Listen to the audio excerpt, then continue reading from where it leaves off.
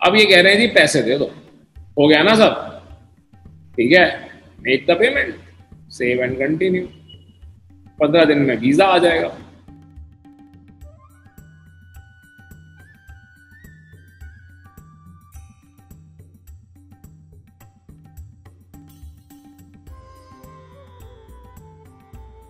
तो एक वीजा को अगर आप 3 दिन दे रहे हो, ठीक है, और उसकी वजह से आपको 20,000 रुपए मिलते हैं, तो कोई बुराई नहीं है। महीने के 2 लाख रुपए तो फिर भी नहीं गए। ये साइट है, ठीक है, www.gov.uk, राइट। आपको तो सारा कुछ पढ़ना चाहिए, बट मैं थोड़ा जल्दी में कर रहा हूं क्योंकि मुझे आपकी क्लास के अंदर इसे कराना होता है। यहां पर इन्होंने आपको फीस बताई हुई है £100 6 मंथ्स की। तो यूके कहता है कि भाई पैसे दे दो और वीजा ले लो, सिंपल सी बात है। मल्टीपल एंट्री चाहिए है, ज्यादा दिन का चाहिए, 10 साल का वीजा £837 का है। यूएसए की तरह नहीं है कि आप जोन सा मर्जी क्या कहते हैं दीजिए प्राइस सेम, ऐसा नहीं है, ठीक है। तो यहां पर जाके हम अप्लाई नाउ पे क्लिक कर लेते हैं, और यहां से हमारा एक तरह से फॉर्म भरना स्टार्ट हो जाता है, right. We start filling up our form. जो भी लैंग्वेज आप चूज करना चाहें कर सकते हैं। Language is not at all a barrier for getting the visa for UK. कोई इंटरव्यू नहीं होता इसके केस में, ठीक है। हम यहाँ पर इंग्लिश पिक कर लेते हैं क्योंकि इंटरनेट ऑनलाइन करना हमेशा इजी रहता है इंग्लिश के अंदर। फिर ये कहता है कि आप अपना बायोमेट्रिक कहाँ करवाएंगे। आपको पता है बायोमेट्रिक हो रहा है नहीं हो रहा है, हमारी कोई जिम्मेवारी नहीं है, ठीक है। तो हम कहते हैं हाँ हमने पता कर लिया है, इंडिया में हो, हम इंडिया यहाँ पे क्लिक करते हैं, आगे चलते हैं।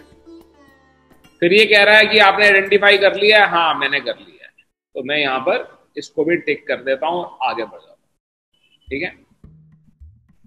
फिर ये कह रहे हैं कि ये सब कुछ आप समझ जाओ कि क्या क्या होगा। हम कहते हैं हाँ हमने सब समझा हुआ है, लेट्स स्टार्ट। हम स्टार्ट नाउ कर लेते हैं, ठीक है।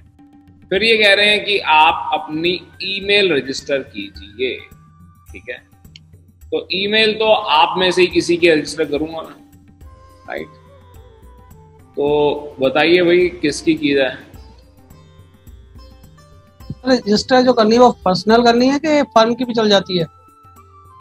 कोई भी चल जाएगी। So go global journey to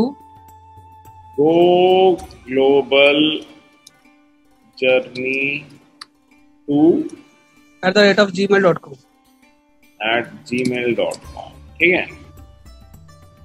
password डालना है कोई भी, हम अपना पासवर्ड में डाल देता हूँ, अभी मैं अपने हिसाब से डाल देता हूँ, ठीक है।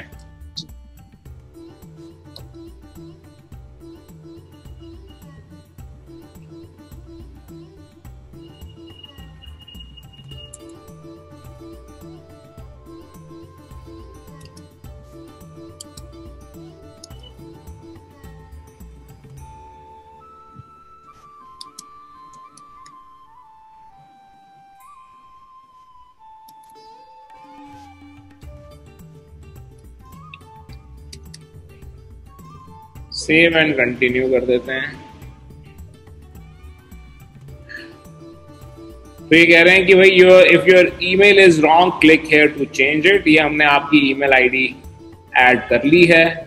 Who does this email address belong to, तो आप कहते हो यू, ठीक है, कि भाई हमसे ये बिलोंग करता है।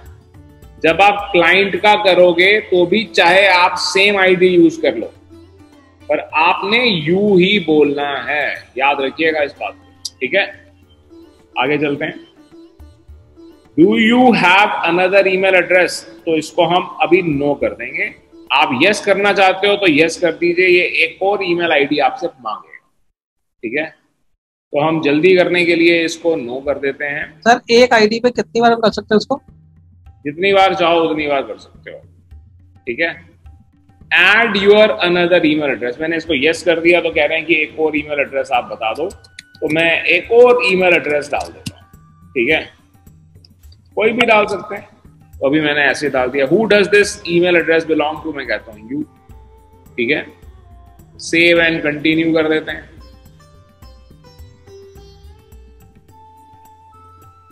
Do you have another email address? No, enough हो गई, 2 बता दिए ना, बोथ। ठीक है, 2 से ज्यादा बताने की कोई जरूरत नहीं है, चाहे सबके पास 50 ईमेल आईडी होती हो, 10 होती हो, कोई बात नहीं, 2 से ज्यादा बताने की जरूरत नहीं है। Which email address should use to be contacted? तो हम कह रहे हैं भाई गो ग्लोबल आप यूज कर दीजिएगा। ठीक है, जब भी आपको यूज करनी हो गो ग्लोबल ही यूज कीजिए। Save and continue. ठीक है, अब कह रहे हैं अपना टेलीफोन नंबर बता दो। बताओ भाई टेलीफोन नंबर बताओ लोकेश। 987 987 65 65 77090 77090।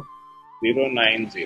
ठीक है, for use wills in the UK और for use wills out of the UK. तो हम कह रहे हैं कि ये अभी हमारा यूके में नहीं चल रहा, ये इंडिया में चल रहा है। ठीक है, क्या ये आपका होम टेलीफोन है, बिजनेस टेलीफोन है, मोबाइल टेलीफोन है? तो ये हमारा मोबाइल नंबर है, तो हमने उसको टिक कर लिया, सेव एंड कंटिन्यू कर दिया।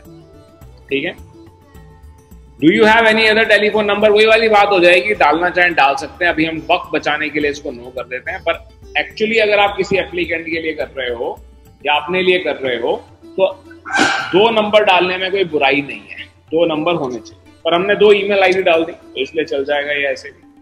ठीक है, तो इसको हमने अभी नो कर दिया। Are you able to be contacted by telephone? Yes, I can be and can be contacted by text.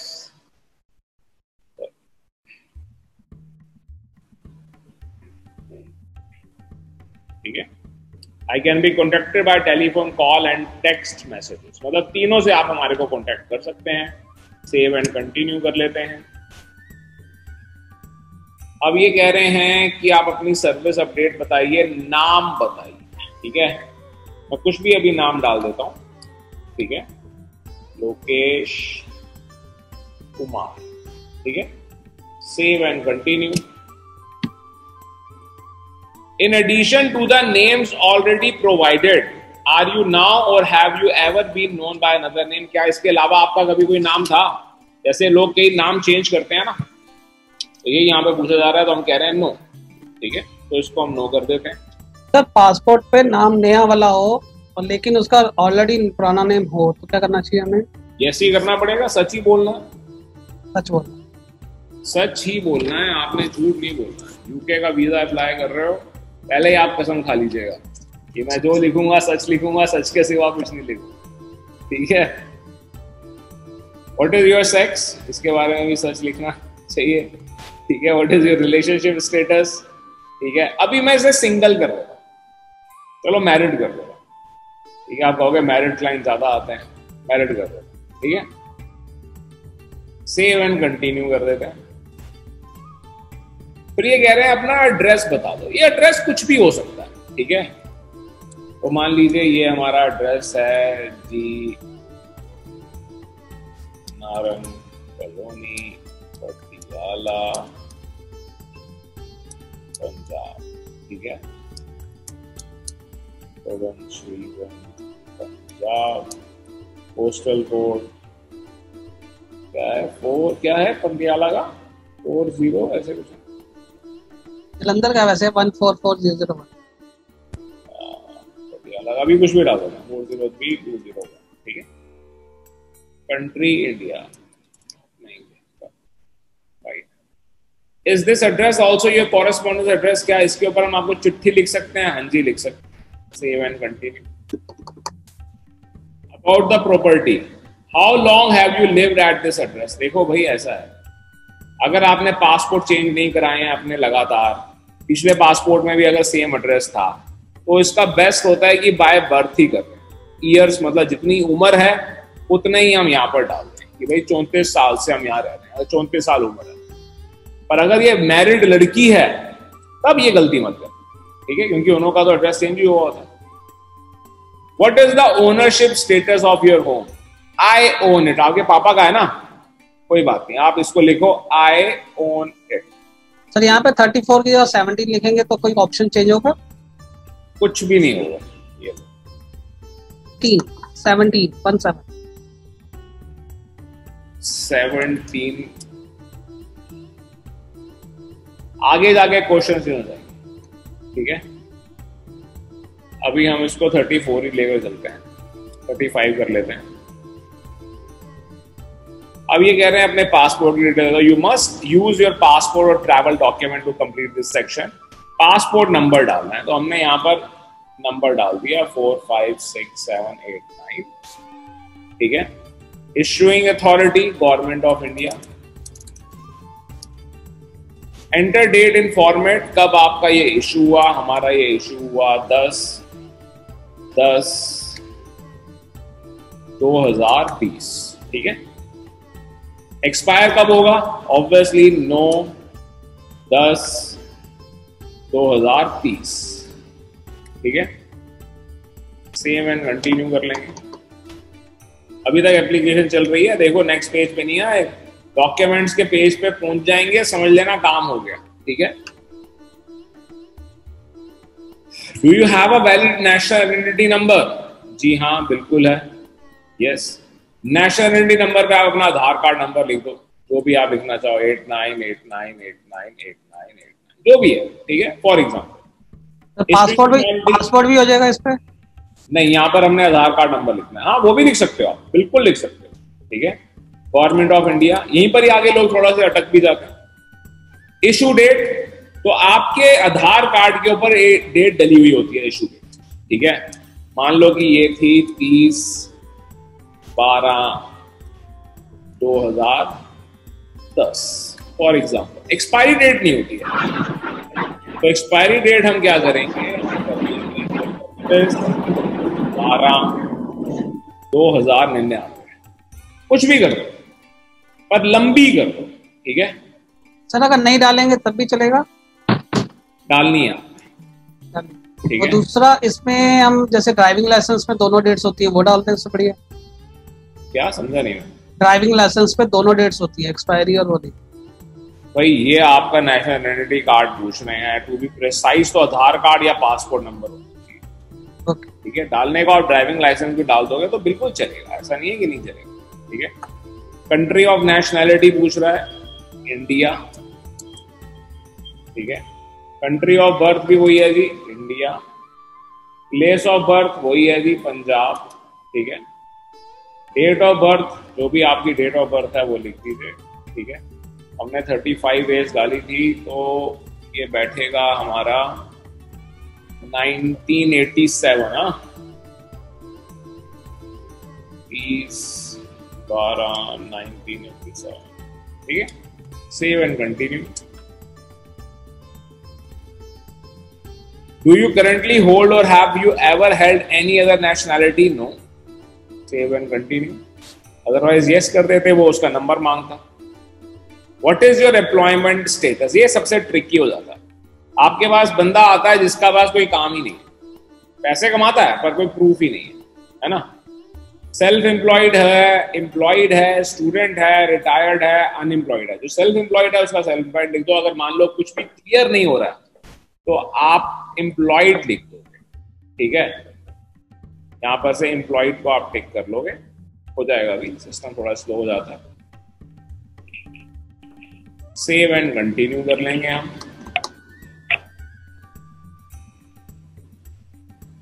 Employer name पूछ रहा है, तो जो भी एम्प्लॉयर का नेम है वो लिख दीजिए। यहां पर लोग कहते हैं अगर हम नकली भर रहे हैं, नकली तो पहली बार भरना ही नहीं चाहिए, पर मान लो किसी को नकली भरना ही पड़ता है मजबूरी में, तो किसी ऐसी कंपनी का नाम यूज किया जाता है जो बहुत बड़ी कंपनी हो, जहां पर वेरिफिकेशन करना मुश्किल हो। समझ गए? Employer address. ठीक है, अगर आप उस इंसान को पंजाब में दिखा रहे हो, पटियाला में दिखा रहे हो, तो पटियाला का एड्रेस। अगर आप उसको यूपी में दिखा रहे हो तो यूपी का एड्रेस। ऑब्वियसली एम्प्लॉयर वहीं का होगा तो ज्यादा सेंस बनती है। ठीक है, तो हम एम्प्लॉयर एड्रेस डाल देते हैं। ठीक है, Bagra agency, Patiala road, Punjab, Patiala province, Patiala, postal code 201401, जो भी हो पोस्टल कोड ठीक डालिएगा, गलत नहीं डालना। इंडिया। ठीक है, अब ये कह रहा है कि एम्प्लॉयर का नंबर, जहां पर कंपनी बहुत बड़ी होती है उनके नंबर भी होते हैं, और वहां पर से उनसे बात करना बड़ा मुश्किल हो जाता है किसी भी एम्प्लॉय के बारे में जानना। ठीक है, तो जो भी नंबर है वो हम यहाँ पर डाल देते हैं 91, ठीक है, 98989898, जो भी रियल नंबर या जो भी कोई ऐसा नंबर जिसपे अगर कोई कॉल करे तो वो वेरिफिकेशन हो जाए। जो फोन उठाए तो वो बोल दे कि हाँ जी, हाँ, इस इंसान का, इस नाम का इंसान यहाँ पर नौकरी करता है। ठीक है, डेट यू स्टार्टेड वर्किंग, तो इसको थोड़ा सा हम लंबा कर देते हैं। सबसे ज्यादा नौकरियों की हायरिंग होती है अप्रैल से लेकर अगस्त के महीने, याद रखना इस बात को। ठीक है, तो यहां पर हम कर देते हैं 04 और यहां पर हम कर देते हैं 2016। ठीक है, save and country sir, country पे नहीं लिखा था। कंट्री क्या? कंट्री रह गई, कंट्री रह गई, इंडिया कर देते हैं इसको और आगे। फिर ये कह रहा है कि अपना जॉब टाइटल को आप एक्सप्लेन कर दें। ठीक है, तो जॉब टाइटल हमारा बड़ा सिंपल है, मैनेजर। ठीक है, how much do you earn each month after tax, tax deduct करने के बाद। तो यहां पर हम INR पहले तो सिलेक्ट कर लेते हैं और फिर यहां पर हम कर देते हैं 70,000। ठीक है, describe your job, managing entire production and training new novices। ठीक है, सेव एंड कंटिन्यू कर देते हैं। Do you have another income or any saving?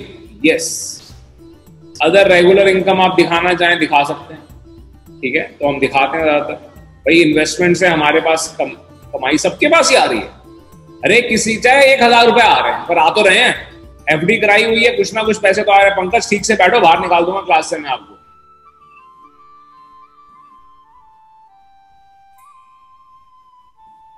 Total amount of money that you get in a year.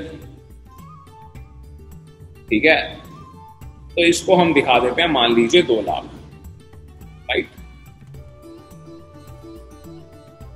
Savings हैं, I do not have any other income or saving. हाँ जी, saving भी है हमारी। How much money do you have in savings? हर एक किसी के पास कुछ ना कुछ सेविंग है, तो यहां पर हम लिख देते हैं, मान लीजिए 4 lakh. Okay, save and continue. इसने यहां पर इसने नहीं लिया क्योंकि ये GBP में ही लेगा। ठीक है, तो इसको हम GBP कर देते हैं और यहां पर इसको हम कर देते हैं 4,000 GBP। ठीक है, तो लगभग 4 लाख ही बनेंगे। सेव एंड कंटिन्यू कर देते हैं। अब ये कह रहे हैं how much money are you personally planning to spend. तो ये भी हमारे को कम से कम 3 लाख रुपए बताने होते हैं। तो यहां पर याद रखना, कम से कम 3 लाख पर पर्सन आप दिखा रहे हो। पर ये अगर ये फैमिली है तो जब बच्चा होगा तो उसको सिर्फ आप 20% कर दें। मतलब मैं जा रहा हूं अपना भरूंगा 3 लाख, अपनी बीवी का भरूंगा 3 लाख, एक बच्चे को लेके जा रहा हूं तो उस बच्चे का भरूंगा सिर्फ 30,000 या 40,000। समझे? सेव एंड कंटिन्यू कर दूंगा। What is the total amount of money you spend each month? ये कह रहे हैं कि आप कितने पैसे खर्च करते हो। 70,000 रुपए तो हमारी तनख्वाह है, तो भाई पैसे तो कम ही खर्च करने हैं ना। तो मैं यहाँ पे कहता हूँ जी मैं 22,000 रुपए हर महीने खर्च करता हूँ। इसका मतलब मैं अच्छे खासे पैसे सेव कर रहा हूँ। Save and continue. Will anyone paying towards the cost of your visit? No, मैं खुद अपने पैसे। अब यही बच्चे का जब भरेंगे तो यस करेंगे।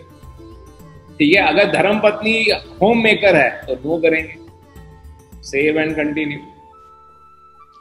सर ये 3 लाख रुपए इन दी यूके, तो जो भी डेट, जैसे हम कवरिंग लेटर लिखते हैं शैनिगन के केस में डेट डालते हैं ना, तो यहां पर भी हमारे को डेट डालनी है।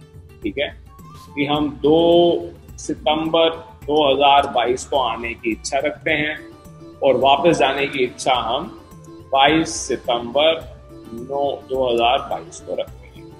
20 दिन के अंदर हम वापस चले जाएंगे।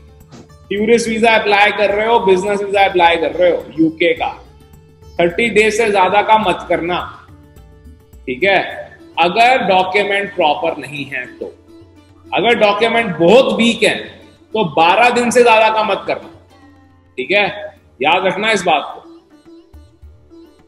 Save and continue.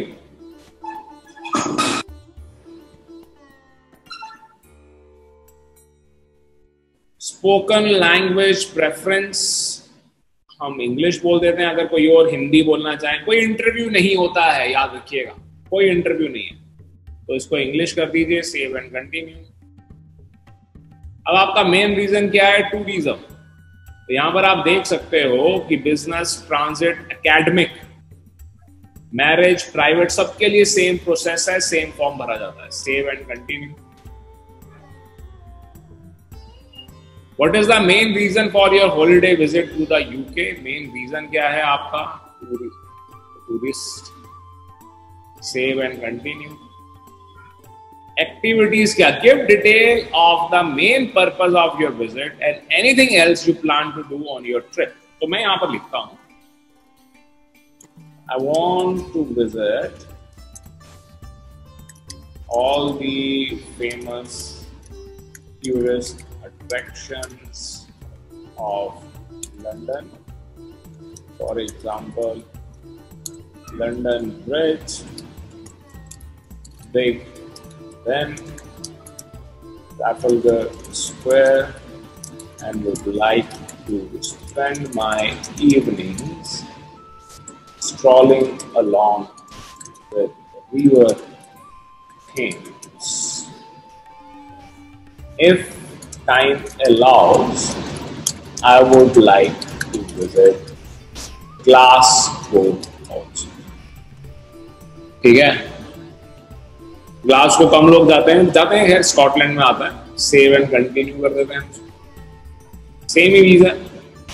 Use your partner's passport or travel document if they have one to complete this section. तो ये कह रहे हैं कि अपने पार्टनर का नाम बता दीजिए, ठीक है, इररिस्पेक्टिव ऑफ वो ट्रैवल कर रहे हैं या नहीं कर रहे, इसका इससे कुछ लेना देना नहीं। तो यहां पर हम नाम लिख देते हैं, जो भी नाम है। नाम बताओ लोकेश अपनी धर्मपत्नी का। भाविका चावला। भाविका, आगे क्या है? Chawla. Chawla.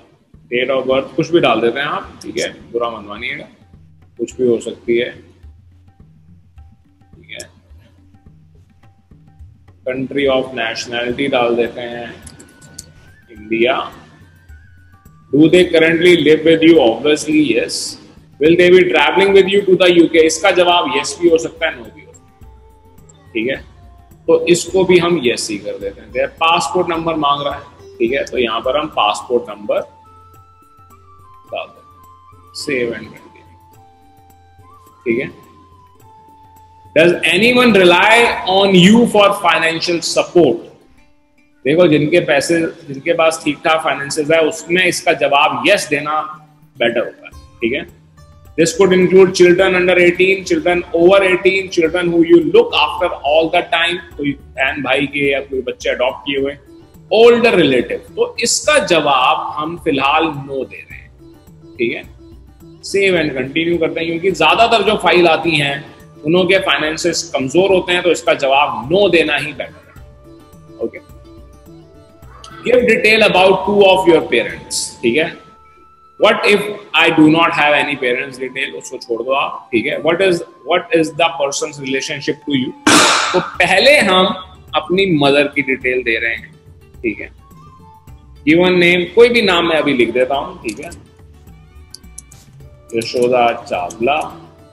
Date of birth लिख देता हूं 1 तारीख 1 जनवरी 1965 फॉर एग्जाम्पल, ठीक है। मदर का है ना, तो ऑब्वियसली। कंट्री ऑफ नेशनैलिटी अलग भी हो सकती है बहुतों के केस में, पर अभी फिलहाल हम मानते हैं कि नॉर्मल लोगों की बात हो रही है। Have they always had the same nationality? हाँ जी, बिल्कुल यस। तो 95% लोगों के केस में ये यस होता है। Give detail about 2 of your parents. तो अब हम कह रहे हैं कि जी फादर की डिटेल ले लो, ठीक है। कुछ भी मैं नाम लिख देता हूँ, ठीक है। तो यहाँ पर हम लिख देते हैं धर्मात्मा चावला। डेट ऑफ बर्थ लिख देते हैं 2 तारीख को पैदा हो गए, ठीक है, 1960 में पैदा हुए हैं, ठीक है। Country of nationality India. Have they always had the same nationality? Yes, same and continue. जब ये इंफॉर्मेशन रेडी नहीं होती ना हमारे पास, डेट ऑफ बर्थ पेरेंट्स की पता नहीं है, आप एजेंट हो किसी और के लिए कर रहे हो, तो आपको टाइम लग जाता है। इसीलिए ये इंफॉर्मेशन पहले से लेकर रखनी है, ठीक है। Do you have any family in the UK? तो इसका जवाब हम नो ही देते हैं, जब तक हमारे पास स्पॉन्सरशिप लेटर नहीं है, इसका जवाब नो ही रहेगा। Will you be travelling to the UK as a part of an organised group? तो इसको भी हम नो कर देते हैं। Travelling with another person, will you be travelling to the UK with someone who is not your partner, ठीक है, spouse और डिपेंडेंट, मतलब बच्चे नहीं, दोस्त आ गया कोई, ठीक है। तो उसके केस में हम यस करके उसकी पासपोर्ट की डिटेल डालेंगे। अभी फिलहाल क्योंकि हम अपनी धर्म पत्नी की डिटेल, इनकी उनकी डिटेल डाल चुके हैं, तो इसको हम नो कर देंगे, ठीक है। Save and continue. Do you have an address for where you are going to stay in the UK? बिल्कुल है, एड्रेस है, होटल हमने बुक किया है, तो हम यहाँ पर एड्रेस डाल देंगे, ठीक है। Where are you planning to stay in the UK? Hotel Ibis. Enter the address.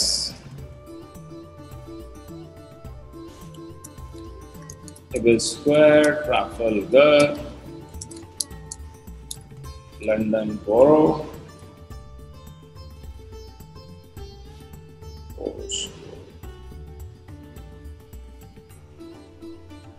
When will you arrive? तो हमने डेट डाली थी। अब मेरे को वो डेट अगर याद नहीं है तो वो गलत हो जाएंगी, बट सेम डेट डालनी होती है। तो इफ आई रिमेम्बर हमने डाली थी 1 तारीख, 1 सितंबर 10 तारीख 10 डाली थी, आइडिया 10 2022, ठीक है। और 22 सितंबर 2022 को वापस आ। Save and continue. Will you be staying anywhere else in the UK? अभी इसको हम नो ही करके चलेंगे। वैसे भी लोग जो यूके जा रहे होते हैं ज्यादातर लंदन ही देख रहे होते हैं, ठीक है। Save and continue. Have you been to the UK in the last 10 years? तो इसको हम नो कर देते हैं। अगर यस करेंगे तो ये हमारी डिटेल मांगेगा कि कब गए थे, वीजा लगा था, तो उसकी डेट बताओ। How many times have you visited the following places in the last 10 years? ठीक है, तो इसको हम 0 कर देते हैं। फिलहाल हम ये मान के चलते हैं कि ये फर्स्ट टाइम ट्रैवलर है। Save and continue. Have you been to any other countries in the last 10 years? तो इसको भी हम नो कर देते हैं। अदरवाइज ये हमसे डेट ही पूछेगा सिर्फ कि उनकी डेट बता दो कि आप कब गए थे। For either the UK or any other country have you ever been refused a visa? Obviously no. इन सब का जवाब नो है, चाहे रियलिटी कुछ भी, ठीक है। डेफिनेट जो भी रियलिटी हो। हाँ जी, बिल्कुल। Save and continue. ओके। अगर सर पिछला कोई अप्लाई किया हुआ है तो उनको पता नहीं चलेगा क्या? मतलब पिछले बार अगर जब आप फॉर्म फिल कर रहे हैं तो आप इसको नो ही करके चलेंगे, ठीक है जी sir. Have you ever entered the UK illegally, remained in the UK beyond and this and that? तो इसका भी जवाब no. Save and continue. At any time have you ever had any of the following in the UK? Obviously इन सबका जवाब है no. Save and continue. अब ये कह रहे हैं कि क्या वॉर क्राइम है, जैसे कि यूक्रेन में लोग फंस गए, ठीक है, तो इसको भी हम नो करके चलते हैं। Save and continue. You must read all the information on this page. Have you ever been involved in supported or encouraged terrorism? इन सब का जवाब नो, ठीक है। तो इसको हम सेव एंड कंटिन्यू कर देते हैं। You must read extremist organization, no, no, और सेव एंड कंटिन्यू कर देते हैं, ठीक है। Have you, as a part of employment, otherwise taken paid or unpaid activity on behalf of UK government? इसका जवाब yes हो सकता होता है, पर अभी हम no कर देंगे। Ever engage in any other activity which might indicate that you may not be considered a person of your no behavior? इसको भी जवाब no और कंटिन्यू कर देंगे। अब ये कह रहा है कि आपने क्या कभी फौज में नौकरी की है? जी हाँ, फौज में नौकरी करे हुए लोगों को वीजा मुश्किल से मिलता है, अगर छोटे लेवल पे उन्होंने नौकरी की है। अगर ठीक ठाक डेजिग्नेशन पे रहे हैं तो बड़े आराम से मिलता है। ठीक है, तो इसको हम आई हैव नॉट कर देंगे, सेव एंड कंटिन्यू कर देंगे। ठीक है, एडिशनल इंफॉर्मेशन डाल देंगे अब हम यहाँ पे, जो वो हमसे कह रहा है। If you needed to add more information about your application but were not able to, you can write it here. कुछ भी ऐसा जो आप यहाँ पे बताना चाहोगे। If there is, ये आप कह रहे थे ना कि अगर ऐसा हुआ हो वैसा, उसको हम यहाँ एक्सप्लेन करते हैं। If there is no further information you want to add, click the save and continue. तो बेस्ट ये होता है कि यहाँ पे कोई इंफॉर्मेशन हम यहाँ ना डालें। ठीक है, बट फिर भी अगर आप कुछ डालना चाहते हैं तो डालें। I would be visiting Europe also. ये इंफॉर्मेशन डालने से उल्टा आपको बेनिफिट होगा, तो इससे लगता है कि ये सच में रियल टूरिस्ट है। ठीक है, सेव एंड कंटिन्यू।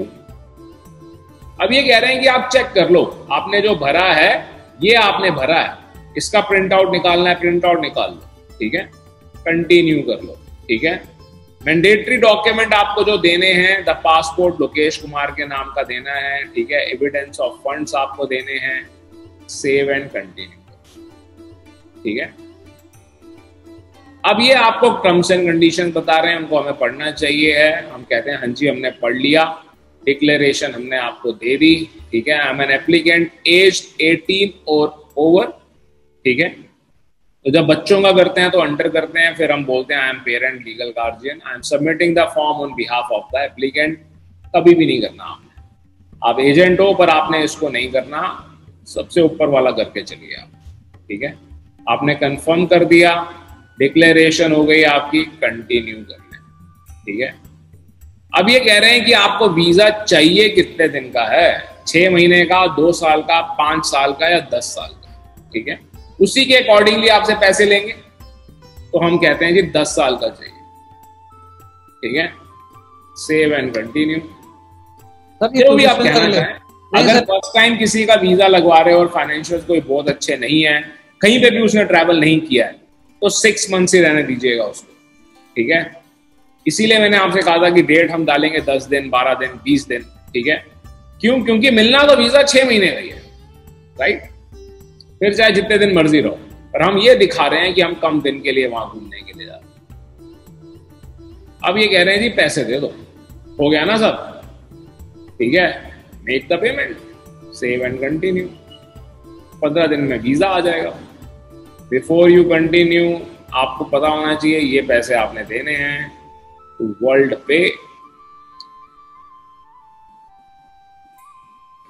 पेमेंट कर दोगे, अपॉइंटमेंट मिल जाएगी, काम खत्म।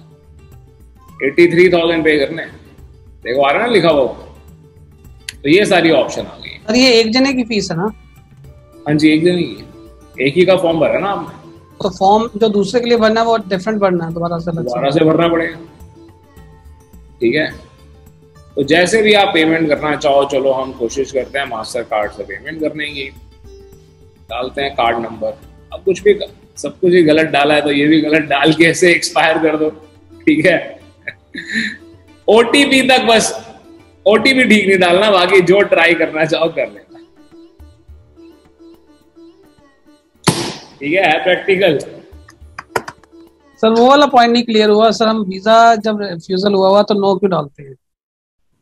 रिफ्यूजल हुआ है तो हम उसको एक्सप्लेन करेंगे आगे, जहां पर उन्होंने जगह दी थी ना हमारे को कि कुछ भी ऐसी चीज, तो हम उसको एज ए रिफ्यूजल नहीं दिखाएंगे, हम उसको ये दिखाएंगे कि that once I applied but I didn't get the visa. इस ढंग से हम उसको दिखाएंगे, समझ गए? सर अगर बच्चे हो तो उनके लिए अप्लाई साथ में ही अप्लाई, मतलब उनकी डिटेल देना पड़ेगा? सबका अलग अलग भरेगा अभी। जी जी सर, फॉर्म बच्चों का अलग अलग। पहले आपने ये फॉर्म भर दिया, ठीक है, पहले सबसे पहले प्राइमरी एप्लीकेंट जिसके फाइनेंशियल लग रहे हैं उसका।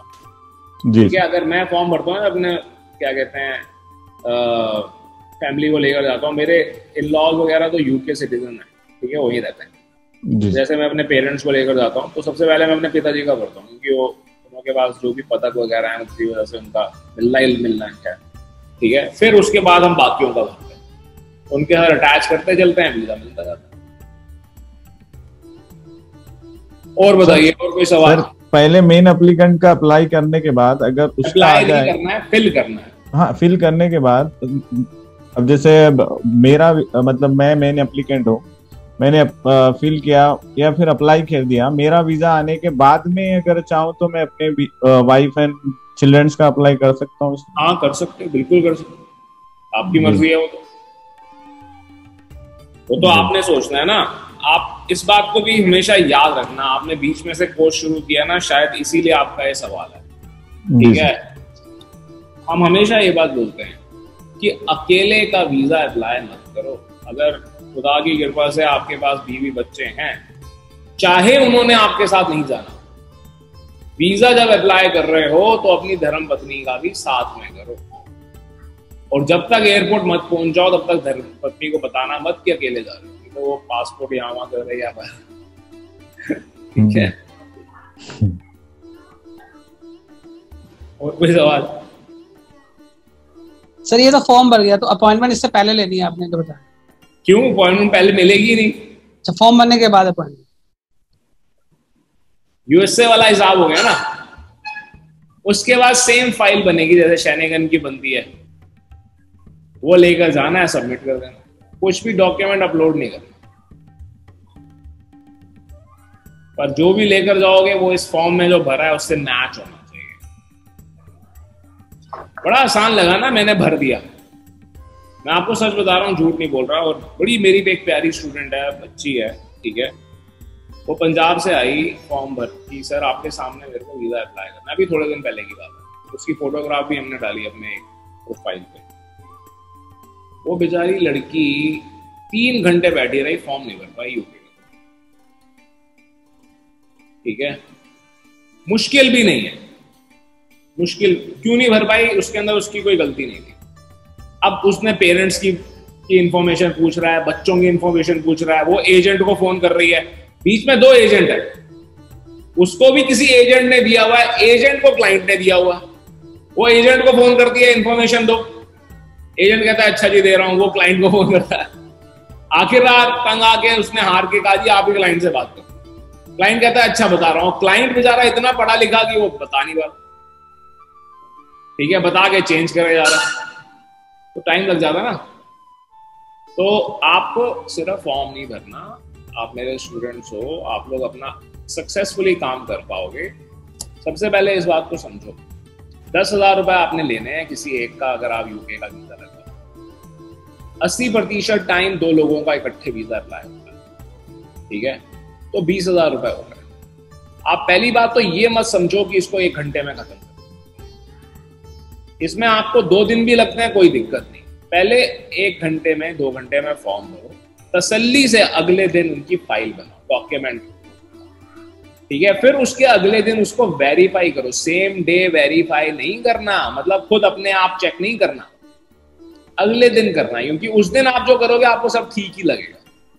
You are mentally tired and this and that, you have already gone through so many papers. बड़ा आसान लगता है बोलना, और जब रियलिटी में बैठ के हम इतने सारे पेपर्स को देखते हैं ना, तो मेंटली थोड़ा सा ना ऑक्यूपाई होता है, समझ नहीं पाते। तो अगले दिन, ठीक है, फिर उसके बाद आपने आगे, तो एक वीजा को अगर आप 3 दिन दे रहे हो, ठीक है, और उसकी वजह से आपको 20,000 रुपए मिलते हैं, तो कोई बुराई नहीं है। महीने के 2 लाख रुपए तो फिर भी नहीं गए। हम लोग ये सोचते हैं कि चलो 20,000 रुपए तो आ गए, अब इस काम को फटाफट खत्म कर दें, उसी चक्कर में वाउचर बनाए फटाफट बना दे, आइटनरी बनाए फटाफट बना दे, सब कुछ फटाफट फटाफट कर दे। क्यों, किस लिए? आपको किसी ने 20,000 रुपए किस बात के दिए हैं? आप अपनी दिन की कॉस्ट तो निकालो, उस पर 1 दिन लग रहा है आपको आइटनरी बनाने में, 3 घंटे लग रहे हैं, कोई बात नहीं, लगाओ ना।